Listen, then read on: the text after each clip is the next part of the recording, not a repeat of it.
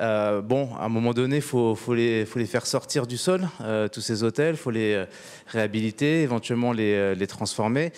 Est-ce que tu peux nous partager un petit peu de contexte, parce qu'il y a de l'inflation, des coûts de production qui augmentent. C'est pas un peu compliqué de joindre les deux bouts en ce moment de votre côté? Alors, compliqué, on va y revenir. Et puis, joindre les deux bouts, c'est notre métier. Nous, on est promoteurs immobiliers. Notre mission, c'est de construire la ville de demain. Et l'hôtellerie en fait complètement partie. Et c'est pour ça que dans notre stratégie chez Vinci Immobilier, on a toujours gardé une place à part et importante à l'hôtellerie. Alors, il y a deux éléments forts qu'il faut retenir et qui participent au prix de revient et au coût d'investissement des hôtels. C'est notre stratégie en termes de développement durable et les coûts et l'augmentation du prix de revient. Donc je vais peut-être commencer par ce premier point qui est celui qui nous anime le plus et encore plus depuis 4 mois, depuis le début de la guerre en Ukraine, puisqu'on a eu un double effet.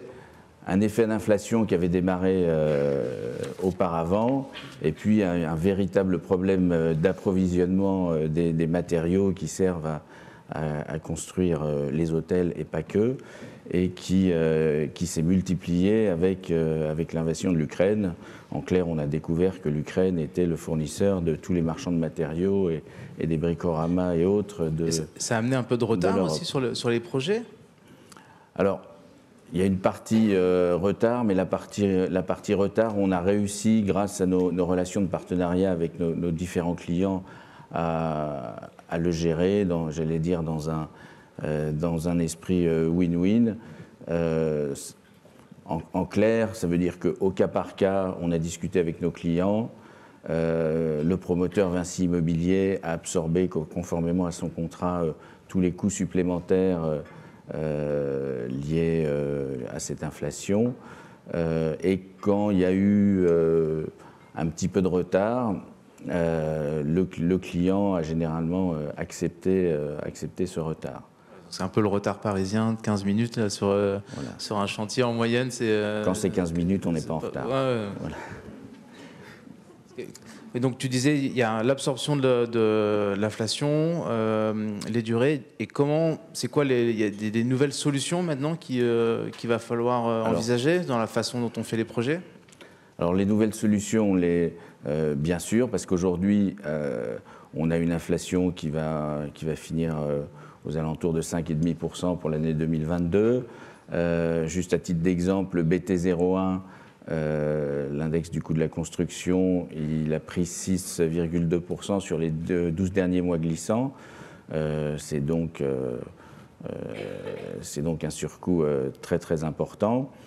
Donc aujourd'hui, il faut qu'on continue à développer, à proposer des opérations à nos clients et partenaires à des coûts qui soient supportables pour eux, sachant que notre prix de revient augmente du fait de l'inflation, augmente du fait du coût des matériaux, du coût du financement.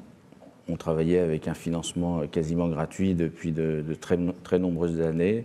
Maintenant, on est pris entre les opérations qui durent 1 an ou 2 ans de plus qu'il y a une dizaine d'années et un coût de financement et de portage de ces opérations qui augmente. Donc notre vrai challenge pour nous, c'est de faire accepter ces augmentations de prix de revient sur l'ensemble de la chaîne de valeur. Et quand on écoute ce qui a été dit ce matin, j'allais dire, on est ravis de voir que ça se passe de mieux en mieux pour nos clients. Jusqu'ici, la top line, le RevPAR ou les prix moyens se tiennent, qui est quand même un des éléments en ruissellement qui amène sur les coûts de rénovation lourde ou les coûts de construction. Si on reste dans un climat où, de toute façon, on sait bien, les arbres ne montent pas au ciel, hein, à un moment donné, voilà, quels sont les autres leviers qu'on peut avoir pour retrouver une équation un peu équilibrée quand on va monter un projet? Alors, si on prend tous les éléments qui composent le prix de revient d'une opération, le premier, c'est le foncier. Et aujourd'hui, on n'a pas encore réussi à faire baisser le prix du foncier. même si l'hôtellerie représente pour les collectivités locales un élément d'attractivité très fort. Chaque fois qu'une ville ou qu'une collectivité met en vente un terrain, il est de plus en plus cher et bientôt ils vont y rajouter l'indexation, ce qu'ils ne faisaient pas jusqu'à maintenant. Les coûts de construction, alors aujourd'hui c'est un petit peu une boule de cristal, mais on a quand même la sensation qu'on est à un pic d'augmentation, mais on a aussi une forte disparité selon la localisation. À Paris, les coûts de construction, ils sont drivés par les Jeux Olympiques, par le Grand Paris, donc il y a une très forte tension sur les prix. En région, on commence à voir des entreprises qui ont des carnets de commandes qui ont baissé et qui, malgré l'inflation, ont envie de nouveaux contrats. Et donc vous, comment, enfin, donc on l'a évoqué, on a les prix moyens qui augmentent, c'est plutôt une bonne chose, on ne sait pas jusqu'à quand. On a un contexte, tu dis c'est un peu boule de cristal sur le coût effectivement du bâtiment et des travaux ou de la construction.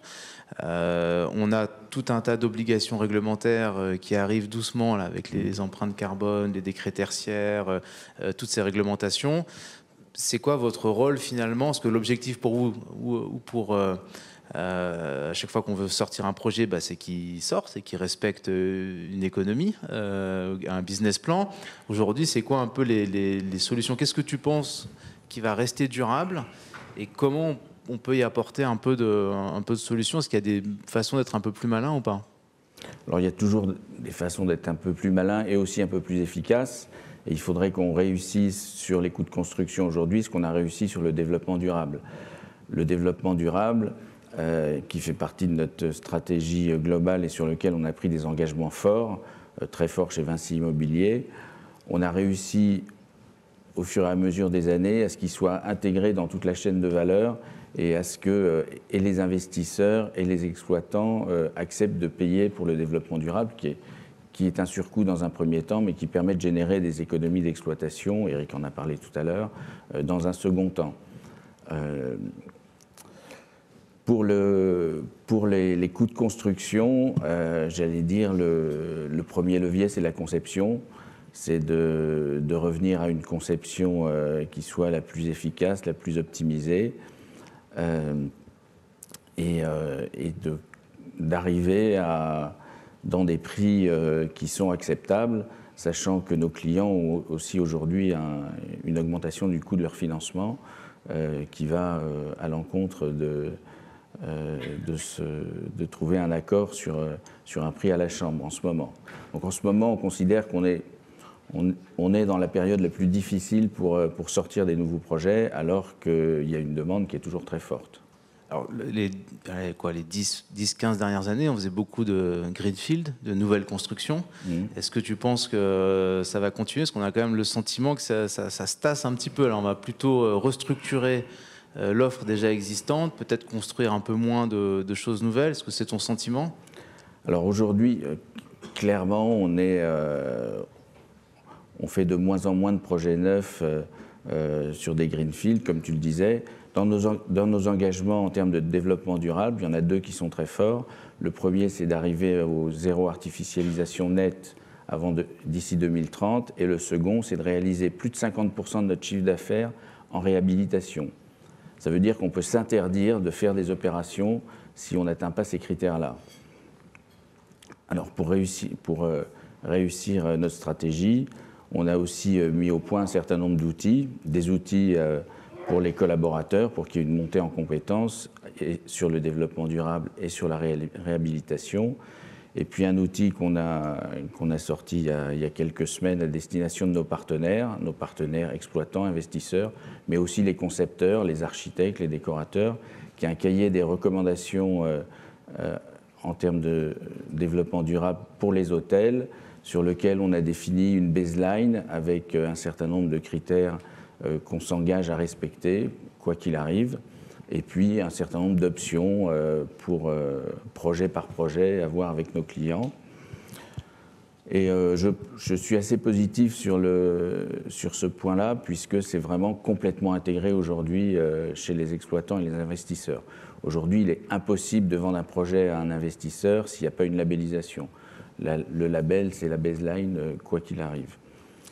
Le deuxième élément, qui est la réhabilitation, je dirais qu'en hôtellerie, on est bien plus avancé qu'en résidentiel ou en bureau sur la réhabilitation. À titre d'exemple, Vinci Immobilier a livré l'an dernier 4 hôtels. Les 4 hôtels sont de la réhabilitation. C'est un ancien commissariat de police transformé en 5 étoiles à Strasbourg. C'est un centre des impôts, boulevard de Belleville, transformé en Novotel. C'est 3 immeubles de bureaux, boulevard des Capucines, transformés en Kimpton. Et le dernier, à Lille, c'est une ancienne galerie Lafayette qui a été transformée en bureau et une surélévation en hôtel. Donc on est vraiment effectivement dans la réhabilitation plus que dans les projets neufs. La vraie difficulté, c'est qu'aujourd'hui, la réhabilitation, elle coûte plus cher que le neuf. Donc, mais on est complètement convaincu que l'avenir du développement, il est dans la réhabilitation et non dans la continuité de l'étalement urbain qu'on a vécu ces 10 dernières années.